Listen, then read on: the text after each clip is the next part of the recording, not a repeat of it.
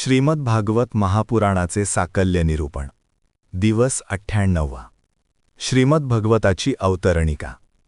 सूत म्हणतात, श्रीमद भागवत हे श्री विष्णूंच्याच अवताराचे अद्भुत चरित्र आहे. निर्गुण परब्रह्माचे हे वर्णन ऐकल्याने वाचल्याने सर्व पापांची निवृत्ती करून प्रत्येकाचे जीवनचरित्र शुद्ध करणारे आहे. याच्या पहिल्या स्कंधात भक्तियोग आणि परीक्षित नारद कथा आहे. द्वितीय स्कंधात ब्रह्मदेव नारद संवाद, योग धारणा व सृष्टोत्पत्ती आली आहे. तृतीय स्कंधात कपिल मुनी व देवहूती संवाद आहे.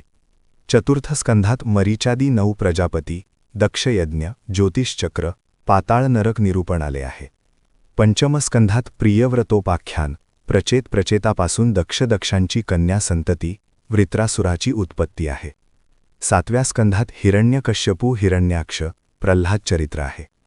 आठव्या स्कंधात मन्वंतराची कथा, गजेंद्र मोक्ष, विष्णूचे दशावतार वर्णन आहे. नवव्या स्कंधात इक्ष्वाकू वंशाचे वर्णन, श्रीरामचरित्र आले आहे. 10व्या स्कंधात भगवान कृष्णावतार, त्यांच्या लीला आहेत. 11व्या स्कंधात ब्राह्मण शापाने यदुवंशाचा संहार आहे. 12व्या स्कंधात निरनिराळ्या युगांची लक्षणे, कलियुगात मानवांचे व्यवहार, मार्कंडेय कथा आणि भगवंताची अंग उपांगे व आयुधे यांची वर्णन आहे. हे ऋषींनो, सूत म्हणाले, या लीलांचे श्रवण कीर्तन अशुभत्व नष्ट करणारे आहे. जो एकाग्र चित्त एक क्षणभरही जो हे ऐकतो तो पवित्र होतो. जो एकादशी द्वादशीला भागवत श्रवण करतो तो पापरहित होतो.